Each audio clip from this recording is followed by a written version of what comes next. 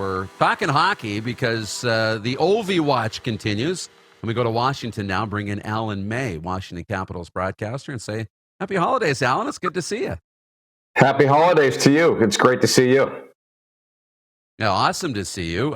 As the Washington Capitals getting set to host the Detroit Red Wings tonight. Are we all on Ovi watch again tonight? It's been a couple without, but as he sits at 8:01, I think we're all kind of sitting here wondering not if, but when he's going to get 8:02 and then 8:03. Well, 8:01 is going to happen tonight. I would bet your last dollar on that one. And Detroit's reeling right now. They've got injuries. They've lost quite a few games in a row. They got hammered at home the other night, 6-3 on Saturday night. And I think Ovi's ready to get it done. I think it'd be kind of poetic to do it against the Detroit Red Wings. Howe will be in the building with Mark Howe, his brother. So it's going to be a big night. And if 8:02 happens, that'll be great. But I bet when the season started that it would be in the Winnipeg game this upcoming Friday. So I didn't think he'd get on the little hot streak that he's been on. So it's no matter what happens, it's going to be incredible. And I was fortunate enough to be in Chicago last week. I did the radio call. I did my normal pregame and postgame stuff, but I did the call with John Walton, our incredible radio voice, and it was surreal to do it in an Original Six building. Their fans were amazing. The moment was amazing. All of the moments were amazing. The plane ride back to D.C. after the game was absolutely incredible. It was so much fun. Very cool. Very cool. What was your initial reaction when 800 went in? Well, you knew it was coming because he scored 24 seconds into the game, and you could just feel it building up. And Chicago, from way up top, the 300 feet above ice level, looked really bad when they don't have the puck. There's a lot of nice skating hockey players on that team, but it was a train wreck without the puck. So you knew it was coming. And when it finally went in, I looked at John Walton, and he'd been dying. The radio guys, they die for these moments, and I just took it all in. I just turned in the press box, looked at him, and just to watch him go and the excitement of the building, and then the Chicago fans, and all of a sudden everyone's throwing their hats. The visitors, we had a lot of Capitals fans the other night, but the Chicago fans were amazing. The way his teammates emptied the bench, it was really special. It was pretty cool. I'm a pretty lucky guy when it comes to my hockey moments in my life. Growing up in Edmonton, watching Gretzky, and I saw so many milestones with Wayne. And then to cover this guy the last 14, 15 years has been incredible. And I love that people have written him off so many times, and he continues to, just come out of the. It's kind of like Hulkamania. The hand just keeps coming up, and it's incredible to watch him go and live on these moments. And the greatest thing now, Darren, is that he is so congratulatory to his teammates and appreciative of them. And it's always them now and you guys. And it's not like I wanted to do it. It takes a while to learn that as a younger player in the league. But I'm telling you, the last half of his career, he has been so great to his teammates and gracious. And one moment I'll share with you on the plane the other night, the team planes are incredible now. And he came back and had a clink with everybody and spoke to everybody, the coaches, and thanked them. The training staff, the TV and radio guys that we all travel together. And he was still, I think, in awe. He was still in shock of what had just transpired earlier that evening. And I did a post-game interview after he had done the big scrum. He came over, did a one-on-one with me, and his voice was trembling. His hands were shaking. And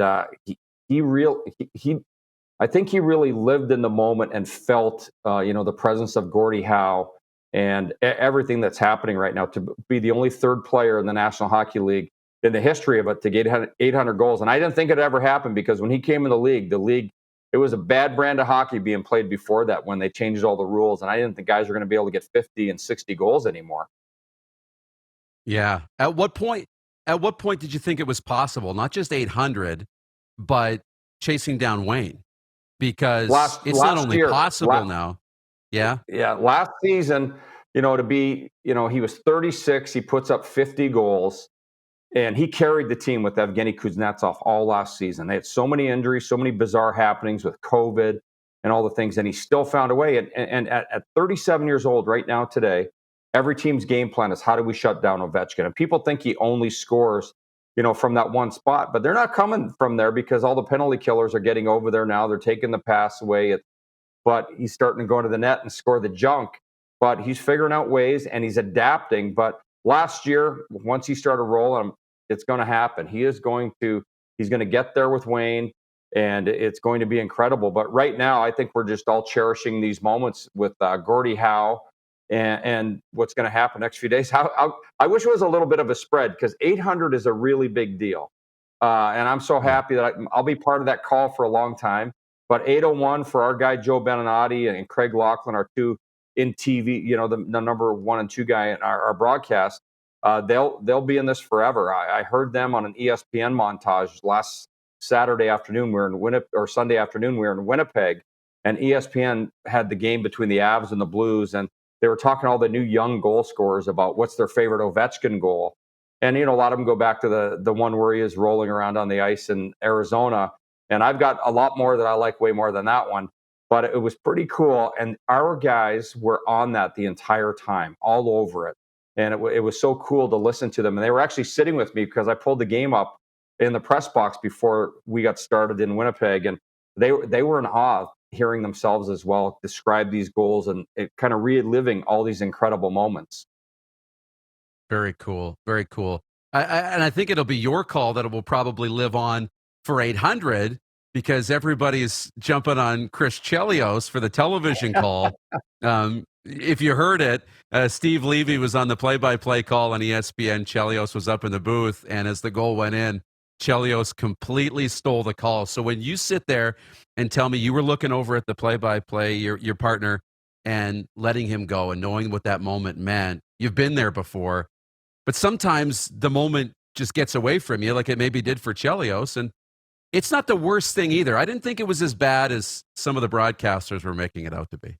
Well, I think anything that happens on social media, it's the end of the world, and it's 12 times, 100 times, 1,000 times worse than it really is. The negativity that comes with social media. It's so much harder to be a positive person. But when I was looking at John, the big monitor, there's about an 80-inch screen behind him. And I'm looking, there's Chelly on one side. I'm trying to figure out what the hell is going on. And the other side is blank ice. And I couldn't figure out what was happening. And then I realized, but in all, I'm going to stick up for Chris and Mark in that instance. I don't ever remember them being in game, calling a game as analysts and, getting the reps in. And I know they haven't done it on radio. I did it on radio when I played. When I was injured, I filled in with the radio guy. And it was, hey, he goes, just let top of the circles, just lay out if it looks like anything's dangerous is going to the net. And, so now it's been years and years of reps that even when I'm in the broadcast between the benches, once it gets to an area, you just lay out. And you mid-sentence, you could be 2 words into a sentence, you just lay out. But they didn't have that benefit. So I would say that's on the director, producer, and the executive producer of that game that, they didn't communicate that to the guys. So, you know what? It's still a great night no matter what happens, no matter what and who got the call or whatever it was that 800 was scored in Chicago, and it was a pretty special night. Yeah, very cool. Very special night. Look, for the Capitals as a team, I believe I'd have to look 1 point out of a playoff spot as we sit here tonight going in to the game against Detroit with all the attention about Ovechkin and the chase for Gordie and then eventually Wayne. Where's this team at as we head towards Christmas and kind of talking about, Christmas wish for the Capitals? Where's this team at heading in and what do they need to become a playoff team and contend? Well, I will say I believe they will be a playoff team. And you look about a month ago for about 3 weeks, they were $42 million on the shelf with the salary cap. And then they went down to about 32 million. And then they were at 26 million, where they're at about right now. They've got 33 players on their roster. When you take all the guys on long-term IR, the young extra guys that we can carry at this moment, there's 33 guys. We had 4 goalies yesterday and the day before because we had the backup goalie from Hershey filling in for Darcy Kemper, took a shot off the noggin and morning skate. Next thing you know, I'm in the hallway at 5:30 down by the dressing room, and Zach Vucali, who comes up from Hershey, he races into town, drives his car, gets into town, And the kid's a classic. He's a beauty. He comes down the hallway. He's doing jumping jacks and hip twists and, flapping his arms and kicking his legs. He's hilarious. And he comes by and he's doing all this stuff. The hands are all over the place. And he's trying to, get ready for the game. And it was classic. And that's just kind of par for the course. Peter Laviolette, since December 17th, 2020, before we even got started in that 56-game season, and he was named coach during that fall when we didn't have hockey, he was the new head coach. We lost Henrik Lundqvist on December 17th with that heart ailment. And I was looking so forward to be able to cover Ovechkin, Chara, and Lundqvist. I thought, how incredible is it going to be to have three legends, three living legends on your team at this moment, and then you lose him. And the Caps, somehow, they go through that season, and there were so many things going on. You have that taxi squad. You guys would be up for warm-up. Next thing you know, they're pulled off halfway through warm-up because a COVID test came back as a positive and, as a rapid test or whatever it was. But it was insane. And he's been dealing with that the entire time. Last season, they had the best road record in the league. And as I said earlier, it was Ovechkin and Kuznetsov that carried the team. Ovi with his 50 goals, 90 points. Kuznetsov, I think he had over a point a game. And it was those two guys and all these other guys. We had 12 guys, I believe, get their first point in the National Hockey League. So this team right now, when we look at what's gone on this year, they were in a lot deeper trouble with the amount of injuries that they've had so far. They lost Connor Brown 4 games in. He was here to fill in, and do a great job of filling in for Tom Wilson until you could get him back from his ACL, which is an 8th-month injury, which isn't supposed to get him back till January. We didn't know what was going to happen with Nick Backstrom, but he's ready to go. And he's going to be back in the lineup soon. And he had told me the other day on the flight to Winnipeg, it was the first time I'd been able to see him. And he was so happy to be on the plane. He was so happy with the mates. He was so happy to talk to us even. And I've got a really good relationship. And he was just so happy. And he was very talkative. And I asked him, how are you feeling? He goes, best I've felt in 8 years. I talked to him exactly about the exact surgery that he had. They don't do that one over here for hockey players when they're still playing. And so he can tie it. He was at the point where teammates were untying his skates after game. And I saw him walk last year, and his left leg looked like it was about 1 inch to 2 inches shorter when he walked. And you could tell he wasn't right. He tried as hard as he could. He still had a decent season number-wise. But I think he's going to be coming back and looking amazing, because we've all said, when we're handicapping how he's skating, like, I haven't seen him skate that well in years. And so that's great news. But you take a look at the game. They went on a long road trip, 6 games, 17 days, something like that. They ended up 3-2-1. The first game of the road trip was on a back-to-back to Jersey, and I think they played them the wrong way, and it was a back-and-forth game. New Jersey's fast, and I thought they should have trapped it up, been a blue line, and they got caught with their pants down. They go into Vancouver. They were way better in Vancouver. They went to Seattle, and they got caught up in trying to play fast in Seattle, went to Calgary, let the game get away, and then they went into Edmonton and shut them down. They went into Philly, shut them down, played the long game to end the road trip. And after that, they've been really, really good at figuring out they're a 5-man unit on the ice, not 3 forwards and 2D. And, the goaltenders pay the price when you play that way. So you're going to get guys back, and they're high-end guys, and you're getting players that were playing for a while. We had kids that were 4th liners playing on the first line. And now you've got legitimate top-line guys playing in their spots. But imagine that. You're going to get Tom Wilson back at number 1 right wing. You're going to start moving guys down. So the third line is going to be formidable, because you're going to get 2 guys out of the top 6 are going to go to the third line. The fourth line is going to get even better. So this team, in my opinion, is now that they're rolling the right way and you get the reinforcements back, they're going to be able to kick some serious ass when they get back on the ice, all these guys. I can't wait to see it. I hope you have a special night tonight at the rink as Detroit comes to town. And what's up for Alan May over the holidays? I'm actually going to fly back to Texas tomorrow, do all my Christmas shopping, and fly back here Thursday for the Ottawa game.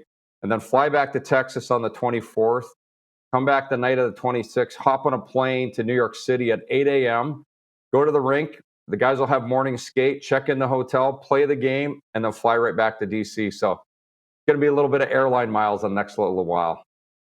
That's just another day in the life of Alan May, buddy. I kind of love it, yeah. Yeah, Great Merry to see Christmas. you. Take care. You bet. Alan May, Washington Capitals broadcaster.